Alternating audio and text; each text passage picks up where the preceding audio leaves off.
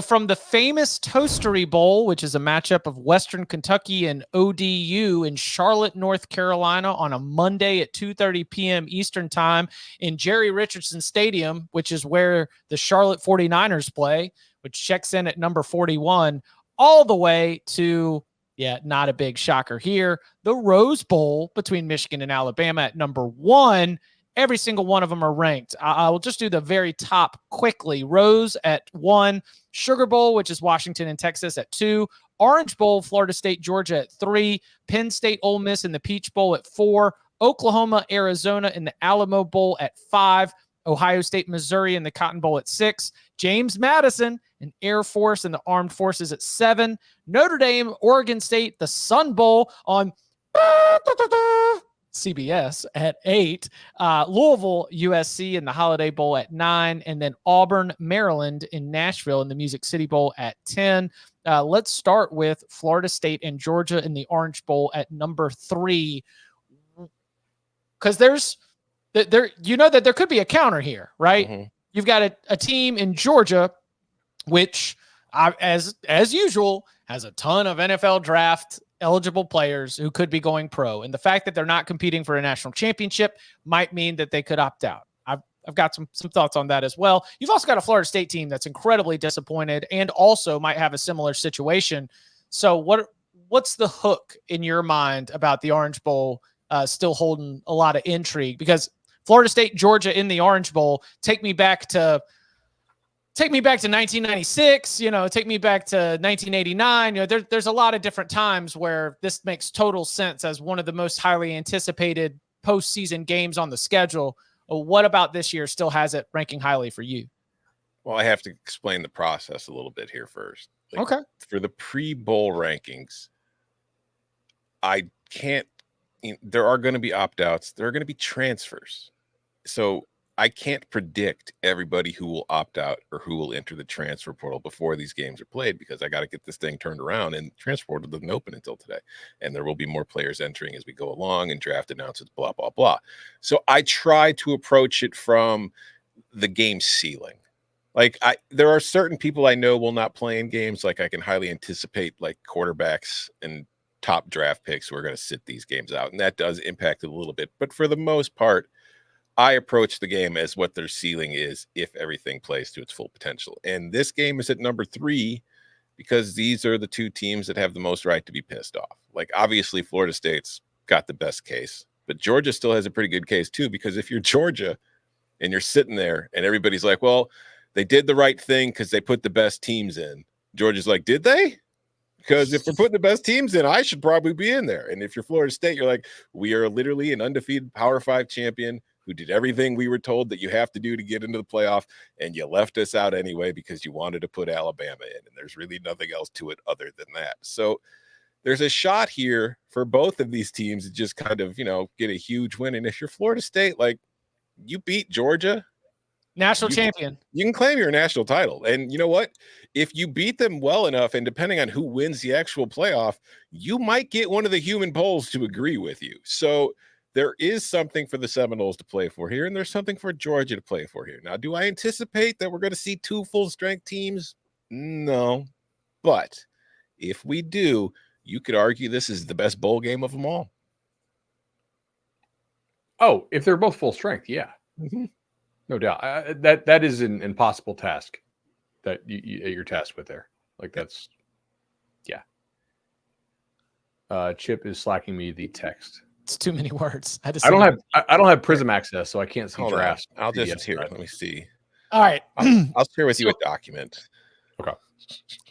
The Ohio State, Missouri is a very, very interesting game because Missouri has been a pain in the ass for every single team that it has played. And Ohio State will not, not reporting. This is all speculation. Guys, I don't think Marvin Harrison Jr. is going to play in that game. I know. Shocking as it may seem. Emeka Egbuka might not play in that game. Clearly, Kyle McCord's not going to play in that game. Travion Henderson might not play in that game. That's That is one of those spots where if you are Eli Drinkwitz, and we talk a lot about, the ceiling and floor of a team and a program, if you can win 11 games and beat Ohio State in the Cotton Bowl, that is an awesome season for Missouri football in the Eli Drinkwitz era. I expect that the Tigers will be keyed up for that game, and they will be it will be their playoff game. Missouri was never in the college football playoff hunt, but when we're looking for motivations of these 1-loss and 2-loss teams, or even, maybe a 9-3 team that has stumbled a little bit down the stretch, Ohio State will be embarrassed if it loses to Missouri, because an Ohio State fan is like, we lost to Missouri? Mm-hmm. And Missouri is going to be fired up if it can beat Ohio State. I kind of like those. Whenever we have that contrast of styles in a bowl game, that's always one that's going to get my attention. I expect Eli will have the boys fired up. That's one that I'm very much looking forward to. Mm-hmm. Yeah. Does McCord play? No. Well, I don't think so either. But just as a cautionary tale, there was a game last year or the year before where Western Kentucky's quarterback hit the portal, and the line went nuts, and they still played him. Like, certain schools will let the quarterback in the portal play. So you can't really – I think you're directionally correct if you assume all portal players don't play. But it's not 100% thing. Like, you are allowed to play even if you hit the portal by rule. Now the school has to say, yeah, that's cool, because a lot of schools would be like – yeah, because we just talked about this new – the idea that a school would be like, oh, you're hitting the portal? All right, awesome. I've got a scholarship. Yeah, I there are some great receivers in this game. How many of them play in the game, we'll find out. But as you touched on, Chip, Mizzou's got all the motivation in the world, because this is a chance for Missouri to beat Ohio State. And say, we beat Ohio State in the Cotton Bowl. So, hell yeah. And if you're Ohio State, you don't want to end your season with back-to-back losses to Michigan, and then what would get spun narratively wise. Like, Michigan fans will be out there like, you guys lost to like the 5th best team in the SEC. So there's some reputation to protect for Ohio State, because it's already going to be a very big offseason for them, coming off another loss to Michigan, and narrative-wise, perception-wise, finishing with a loss to Missouri would not be good. Low key as well, the recruiting battles off this are not zero, right? Mm-hmm. Like, Missouri and Ohio State do recruit against each other at times, and if Missouri beats them, Drinkwitz is going to sell this thing. Mm-hmm. And there's a lot of teams interested in St. Louis area talent that Mizzou can really sell with a win over Ohio State here. Oklahoma facing the same thing against Missouri in the Alamo Bowl, where don't lose to Arizona. Brent Venables don't lose to Arizona. No, I think this is I've got that at 5, because the Alamo Bowl, first of all, just has long history of being incredible. And then you put these two teams in there who are both capable of putting up a lot of points. And I think that this is a matchup that could live up to the high expectations of an Alamo Bowl. Because even Dylan Gabriel's in the portal, maybe he plays, maybe he doesn't. But if he doesn't, that means Jackson Arnold's going to play. Right. And I was thinking Noah Fafita against Jackson Arnold. Yeah. The Alamo Dome. One of the reasons why it's crazy is a lot of these bowl games have got a lot of wintry elements, and they get to spend 4 or 5 days in San Antonio down by the Riverwalk. I mean, the vibes are incredible around the Alamo Bowl. Get to go to the Alamo and stare at an old building. It's incredible. But and then also Jeff Lebby's left, obviously, but Oklahoma's promoted from inside. The offense isn't really going to be all that different. So Oklahoma's still going to look like Oklahoma, and Arizona's going to look like Arizona. So this could be a very fun game. But you got your eyes on it. Which ones stand out? I kind of think Iowa State and Memphis. I wouldn't expect opt-outs there, and I look. It's a home game for Memphis. Yeah, and if you're Memphis, you're gonna be excited to play a Power 5 team. That's Memphis won what? They went 8-4 or 9-3. 9-3, I think. I mean, that's a chance to, if we're correct here, get to 10 wins. If not 9, still a really nice season. If you're Iowa State, to finish the year on a high note, I don't think either side should have a whole lot of opt-outs. You would think that both teams are going to care. That could be a sneaky decent one. I don't know if you guys saw the joke. It was a very, very funny joke on Twitter from a longtime Iowa fan and writer, Patrick Vint, who tweeted the Liberty Bowl is a great matchup because Memphis gets to stay at home, and it's sponsored by AutoZone, where 80% of Iowa State grads work. Yeah. Woo! Okay. Let's go. That's just good rivalry. And Oh, no. Speaking of Iowa, baby, Iowa and Tennessee, you know, we talked about it. Joe Milton versus Fat Joe Milton. Pulling my pants in through the Rockaway. I mean, Joe Milton doesn't play. We get Nico, right? Yes. And like Nico against Iowa's defense. I mean, if you are Josh Heupel, you're excited about him being tested out there. Mm-hmm. Like, all right, Nico. I know that getting off the bus, that Iowa defense doesn't look like a lot of the defenses that we play in the SEC, but they're not going to make a lot of mistakes. They're going to make your life hell. So good. If it's Joe Milton, then it's Joe Milton against Fat Joe Milton. If it's Nico, then we get to start the next era, kind of similar to Oklahoma. I need to see at halftime of the Citrus Bowl, Joe Milton and Deacon Hill do the Dr. Pepper challenge, but force them to throw with one arm. Dude, one arm. Yeah, I was gonna say. Okay. I was thinking about Bud describing throwing. It looked like he was throwing a vase.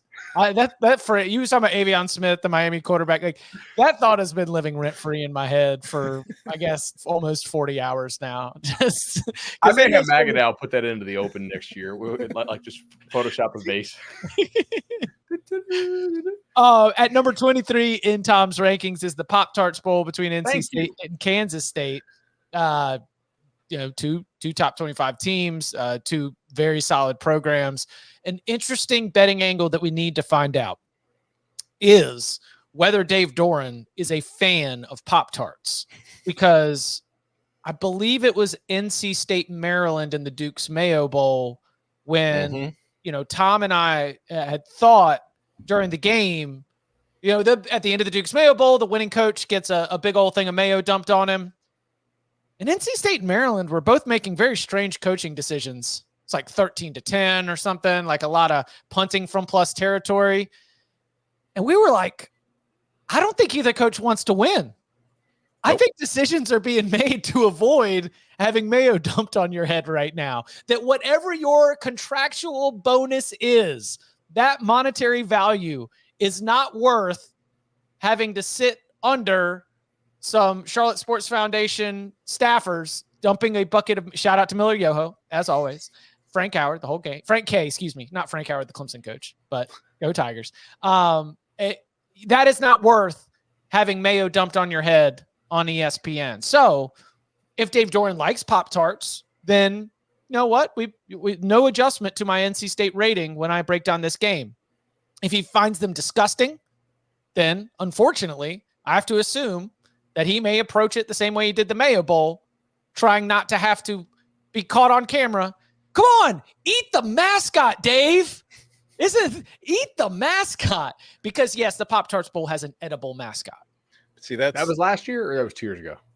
2 years ago. 2 years ago. Yeah. Yeah, I remember this. This was, I had NC State in this game. It was like +3 or +3.5. And they just, holy cow. Yeah. One of the only explanations I have is that they did not want to win because they did not want to get the mayo bath. You touched on something there, Chip, that is really at the core of like why I've got this game where it is, because I had to put it in the middle because I don't know what they mean by edible mascot. Like, is this going to be a giant Pop-Tart with a human inside of it?